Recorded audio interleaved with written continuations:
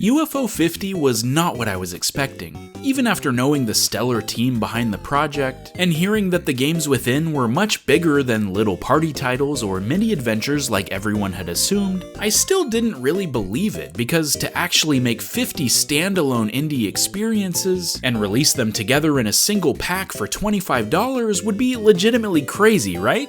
No one's ever done that before, and it sounds like an unwise gamble from a business perspective. And yet that's exactly what Mossmouth pulled off. 50 multi-hour, complex, addicting titles that would take hundreds of hours to fully experience. The scope is downright bewildering. Everyone points to Grimstone, a 50 to 20 hour RPG, as the wildest inclusion, but I would argue Mini and Max is even more impressive. Not only do you shrink down to explore the storage closet the game is set in, but eventually you gain the power to shrink down again, which means that every single square in the grid of this game's world contains its own level to explore, with a plethora of power-ups and quests along the way. We've seen game packs before, like Jackbox Party Pack or even the Orange Box, but nothing quite like this, which I think has perplexed reviewers and players alike. I mean, how do you even start to tackle such a massive undertaking? What kind of lunatic would actually dedicate themselves enough to... Oh, yeah, it's me. I'm the lunatic. After nearly 150 hours, I gathered every gift, beat 40 of the titles, and 100% completed over 30 to gain the coveted cherry carts. I haven't touched another video game since September, guys. But somehow even more mind-bending than releasing a game of this magnitude, the titles themselves aren't just passable, they're not just good, they're amazing. Every single one of them. Even the ones that aren't really up my alley or a genre that clicks with me, I can see and respect the clever game design choices each one contains. And while they may look and feel similar to other games you've seen back in the day, they all have an extra hook to solidify their uniqueness. Seaside Drive, for example, visually looks like a 2D version of Outrun, but instead of a driving simulator, it's a shoot-'em-up where you have to drift backward on the road to charge up your shots, so you always have to keep moving. Pin Golf might seem like a standard golf game until you realize you can dunk your shot to gain extra speed and avoid obstacles. Heck, Magic Garden takes two staple mechanics from Snake and Pac-Man and mashes them together to create something all its own.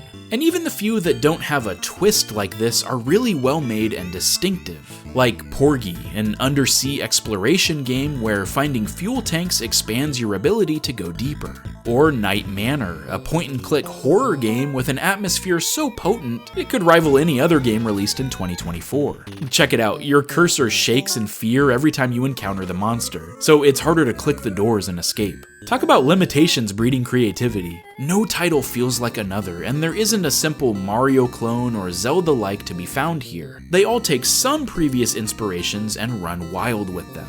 And after completing the vast majority of the pack, I can confidently say that each one also has like 6 layers of depth in their game design that need to be mastered in order to reach the end credits. The team describes their effort as combining 8-bit aesthetic with modern design philosophies, and I think that's pretty accurate. When you first glance at a streamer playing one of these games, you might be tricked into thinking it's a long-lost NES title, especially because they went the extra mile to give an 80s release date on each title page. You literally dust off the carts as you play them for the first time, which feels akin to finding an old bin of games at a friend's house or a flea market, with no manuals or explanation of what the heck is going on, so you need to learn as you go. And they are not afraid to be shockingly difficult on a first play. You certainly have to pay attention and learn mechanics if you want to progress. UFO 50 is not a game that will carry you along to the end like many experiences today, but the more you hunker down and dedicate some time to understanding the intricacies going on, the more natural it becomes, and in turn, the more satisfying it feels to cross the finish line. They're not hard just to emulate hard games from back in the day. They're very carefully and intentionally designed to give the most gratification for an audience in the modern world, while maybe also giving you a little nostalgia along the way. I wanted to highlight 5 examples today that show exactly how deep the rabbit hole goes, and hopefully you'll be able to see why UFO 50 quickly became not just my game of the year, but one of my favorite gaming experiences of all time. Let's talk about it. Mortol is a 2D platformer where you can sacrifice your character in unique ways to help the next guy cross obstacles and reach new heights. You can turn into a brick to activate switches, fly into a wall to form a ladder, or spontaneously combust to blow up walls and enemies. The catch is that the number of dudes you finish a level with carries over to the next stage. So it becomes all about efficiency and micromanagement to ensure you have enough resources to complete the next, more challenging set of levels. With enough experimentation, the first few stages aren't too difficult, but eventually it adds new mechanics like vines that can catch on fire, or water that you can drown in to keep you on your toes. You can collect more lives throughout the stages, but they're usually stuck behind a more difficult part that you need to puzzle your way through without wasting more lives than you get. And these usually teach you the game's more hidden mechanics, like how drowning can actually give you another platform because your body rises to the top. Or that when your ship is stuck between walls and you die, it'll scroll the screen forward until it's safe to drop down your next guy, which can be used to your advantage. When you finish the game, you discover that the cherry requirement is to beat the final boss with at least 75 extra lives saved up, which may seem impossible if you barely survive by the skin of your teeth the first time. But if you go back and complete old levels again with more knowledge and strategies under your belt, any additional lives saved up accumulate in every stage afterward. So as your journey to true mastery begins, even more advanced techniques start to become apparent. For every 3 enemies you kill, you're granted an extra life, so you should always be destroying multiple baddies at once whenever possible. You don't have to drop down immediately when you exit your ship, you can glide a little further with your parachute to reach something you otherwise couldn't. Or how about this, you can actually combine multiple rituals together with a single guy. So you can stomp down through a wall, dart forward and blow up to maximize efficiency and squeeze out every little extra life you can to reach that cherry threshold. It feels like a simple platformer at start, but as you discover new ways to save lives, it turns more into a puzzle game, encouraging you to flex your knowledge and play as optimally as possible. And hey, if you enjoy this one, you can check out Mortol 2, where instead of gaining lives, you start with a flat 99 and need to work your way through a single maze-like world, using different characters' abilities to progress before you run out. It's almost like an upside-down version of Mortol, but equally addictive. A big part of the fun in UFO 50 is discovering what each game is even about. Without a tutorial or guide, most of the time you need to just dive in, try and figure out the controls, and discern what your goal could possibly be. But Mooncat takes that concept to a completely new level. When you first boot up the game and press right, you move left. So you press left and you also move left. Then you press A to jump, but instead you move right. So in frustration, you open up the controls panel and get the biggest troll of the entire collection. This is the devs actively laughing at you and saying, "Figure it out yourself, boyo." So it turns out each button on the D-pad moves Mooncat left and the face buttons move him to the right. And if you're holding one direction and press the other, you'll jump.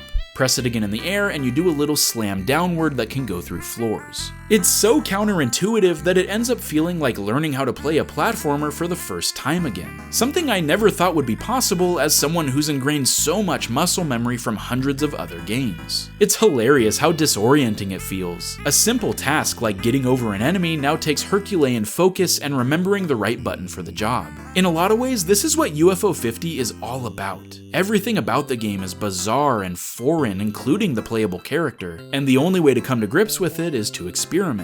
But just as you start to feel more confident, it introduces more subtleties to your movement, like how you can fling down onto an enemy for an extra high jump, or that you can slam next to one to bounce them up to new ledges. It even throws in swimming levels midway through with a whole new set of controls. But luckily, Mooncat is also one of the more forgiving games, since it has infinite lives and only restarts you at the beginning of the screen upon death. So it's clear that the intended experience is the weird sensation of figuring out how to move, not mastering an already familiar set of mechanics. But you may have noticed that once you beat the game, the cherry requirement is to gather all 3 eggs. Wait, 3? I only saw 1. Where could the other 2 possibly be? You see, Mooncat is all about mystery. I completed the entire game without ever noticing there are warps. Yes, hidden wormholes that take you to never-before-seen pathways and lead to different endings. But it encourages you to explore by putting some invisible elements in locations that you may discover by accident, just to pique your interest and get you to look around more. It's unsettling and delightful in all the right ways. One of the most unique experiences I've had in quite some time.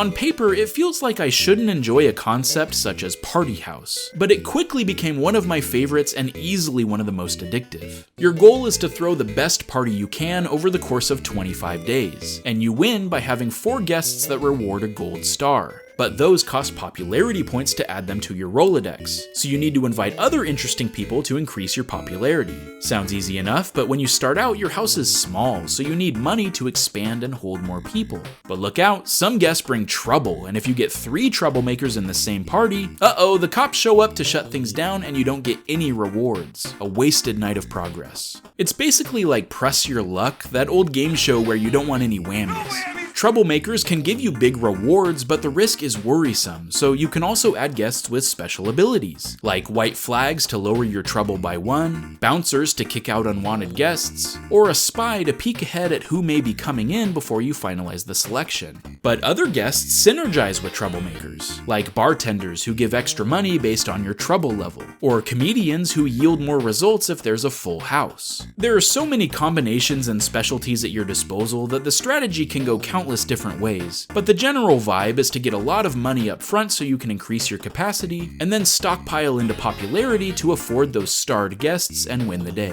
But you don't want to overpopulate your Rolodex either, because then you have a lower chance of the guests you want showing up. Every pull of the door handle is RNG after all. It's insane, heart-pumping action where a single button press can make you leap out of your chair or ruin your day. Like, it's completely logical to end a day early if you already have 2 troublemakers because you'll get nothing if you hit the 3rd. But I cannot tell you how many times I went for it anyway because the rewards are so alluring if I just happen to hit the right guests. This is the kind of thing that reminds you why video games are so fun to play in the first place. It doesn't need state-of-the-art graphics or a complex interwoven story. This simple act is fun all by itself and makes your brain go burr. The cherry requirement is to complete 5 random parties in a row, so the available guests are not predetermined, which means you need to have intimate knowledge about each type's positives and negatives. This made me invest in certain visitors that I hadn't before, like the Climber, who starts with no points but gains popularity for each party she attends, so getting them early is the most beneficial.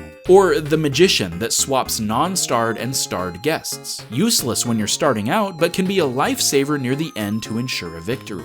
Some guests have big negative effects like losing you money, but you may have no other options and have to roll with the punches and adapt accordingly, since there's no way to remove people once they're on the guest list. It's the game that feels the most infinitely replayable for me, and is always a blast to boot up when I start a session of UFO 50. I never thought being a party planner would be so appealing, but I guess you gotta call me Cyndi Lauper, cause girls just wanna have fun, dude.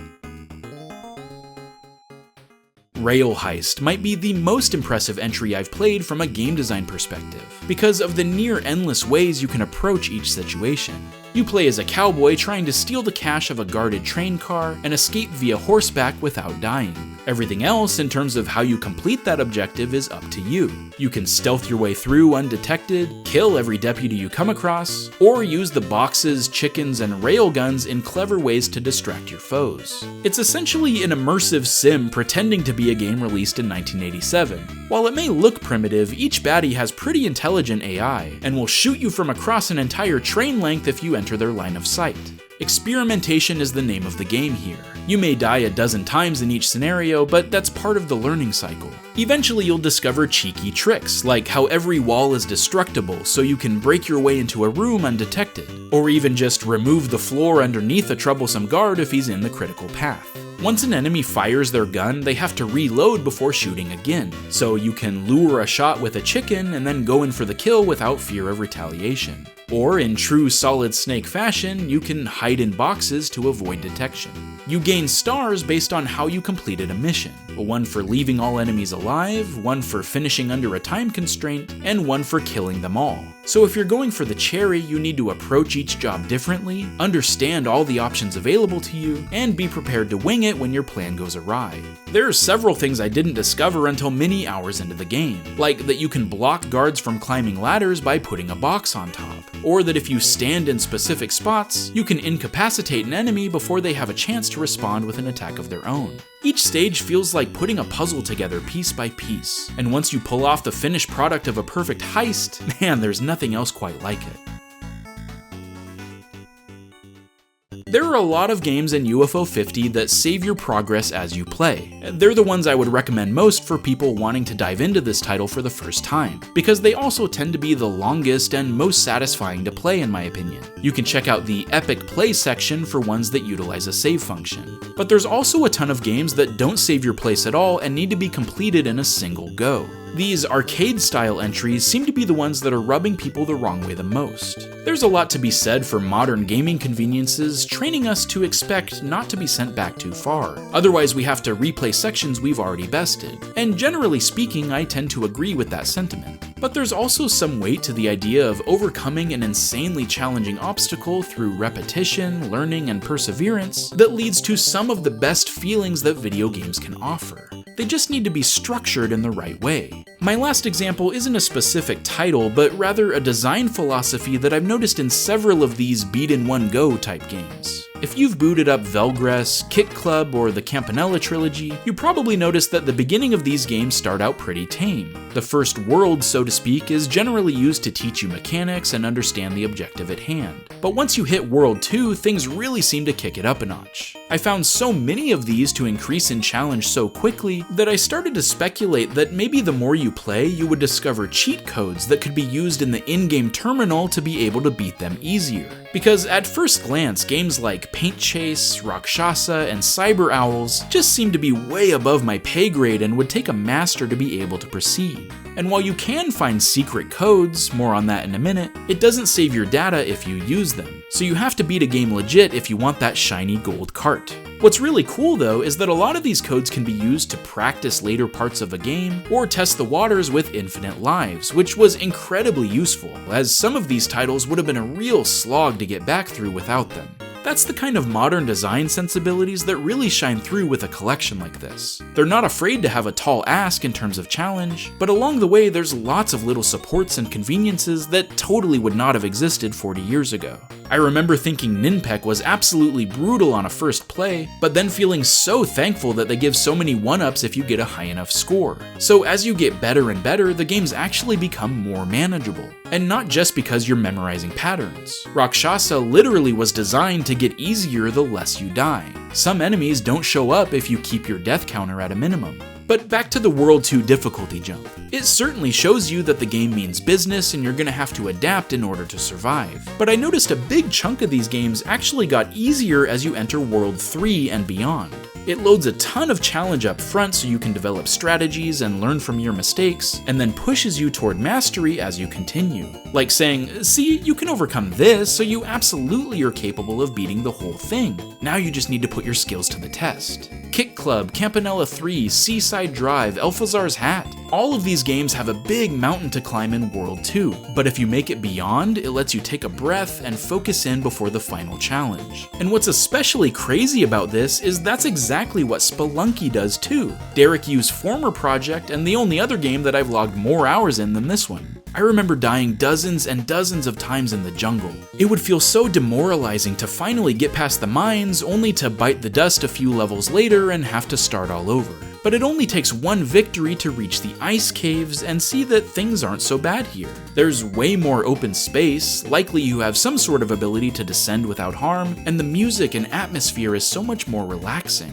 The temple is another little bump in difficulty after that, but you feel ready by that point because of everything else you had to overcome to reach that far.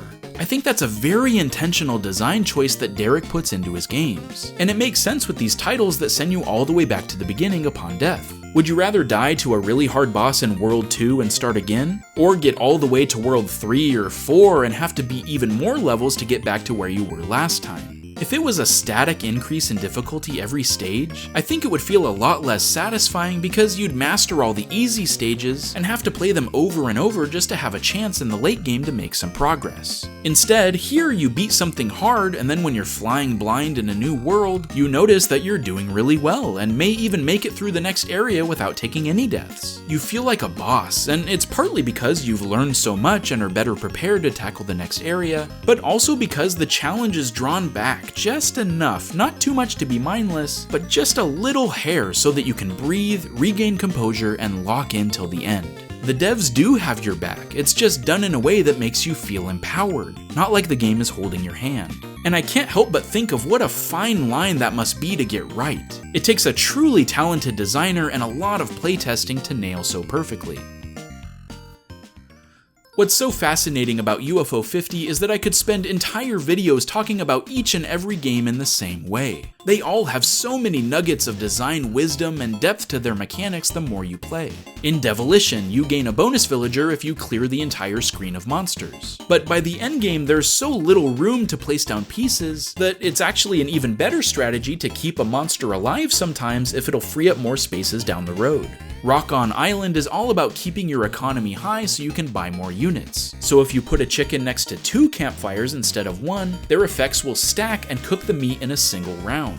Grimstone can be an especially brutal grindfest until you realize that a character with the heal ability not only can do it outside of battle, but can even heal when they're already dead. Like, what? It just never ends, and I think that's a big part of the appeal here. Discovering these epiphanies as you unravel the games for yourself. And for those especially hidden mechanics that you may not discover on your own, they utilize the attract mode when you're idle on the title screen to teach you, which is a really nice touch. You can stomp on bugs? Are you kidding me? I wanted to focus more on the game design aspects for this video because that tends to be my bread and butter. But the truth is, there are countless reasons why UFO 50 stands above so many others. From the phenomenal soundtrack, which was all created by one person by the way, yes, 300 plus tracks by Eric Circa alone if you can believe it, that all seem to fit the needed mood perfectly and stay in your head long after. To the host of 2-player game modes that I haven't even had a chance to dive into because I don't have any friends. To the fact that they casually just shadow dropped Spelunky 3 as one of the 50 titles and called it Campanella 2. But I think perhaps the most special inclusion is the made-up world of UFOSoft and what you uncover about the company as you play. For the uninitiated, the in-game reason this collection exists is because Mossmouth are not game designers, but rather preservationists who found an old gaming system in a storage unit called the LX3, and it came with UFO 50 inside. So it's really just revealing this long-lost game pack to the world. The UFOSoft logo slides in at the start of every game, and if you reach the end, fictional people are credited with all the jobs involved in creating each title. As you complete more games, you start to see recurring names like Thorsten Petter, Jerry Smolsky, and Gregory Milk. You can read about the history of each title in the main selection page, and piece together the timeline of UFOSoft's departure into independent development, all the way to its eventual demise. And you know what, if the little joke ended there, that would be a really cute detail on top of a phenomenal collection of games. But little did I know, it was just the beginning. The terminal I mentioned earlier can input much more than just cheat codes. And while I don't want to spoil everything that's hidden underneath UFO 50, I do want to point out a great place to start. If you look at Night Manor's description, you may notice a dash between the words Greg and Milk, which if you've been paying attention matches up with the 8-character limit of the codes you type in. So if you enter Greg Milk, it leads you to Minnie and Max, and hints at something that may happen if you find a room with this symbol in it and open the terminal back up.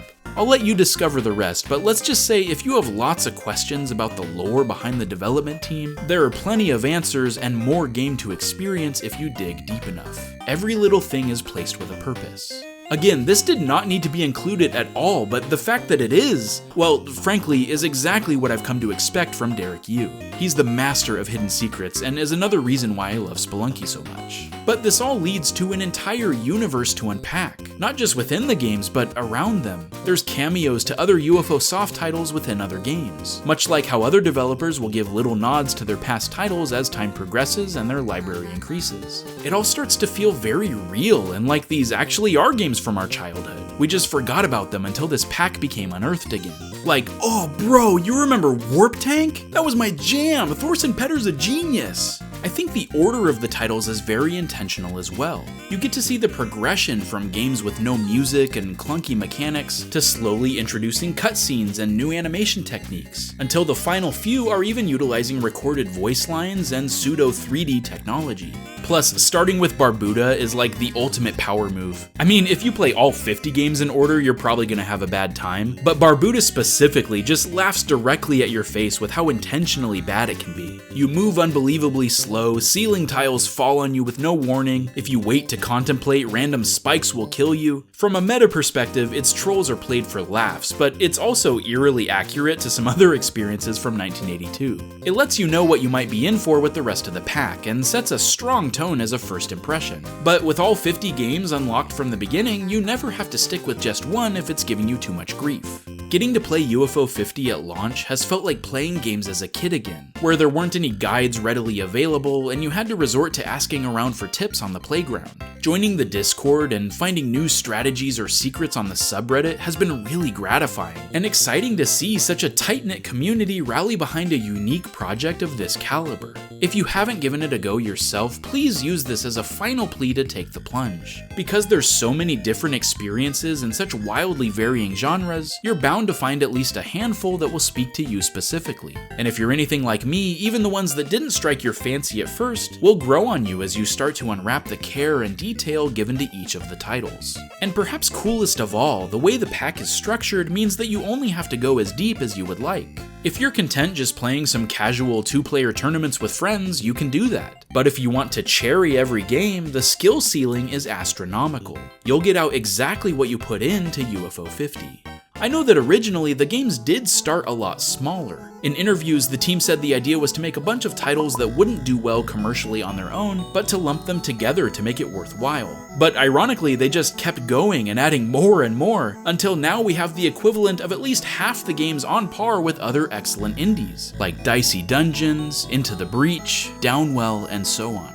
There was a streak in the middle for me where I just played straight banger after banger. It was like, they can't keep getting away with this! If I had to pick a top 10, it would probably be Vanger, Mortol, Warp Tank, Kick Club, Mooncat, Night Manor, Rail Heist, Mini and Max, Party House, and Seaside Drive. But that list is constantly changing as I play more of the rest. And what's awesome is that other players' favorites are often wildly different from each other as well, which is further proof that there's something for everyone here. It truly is a one-of-a-kind experience and an unbelievable achievement for gaming as a whole.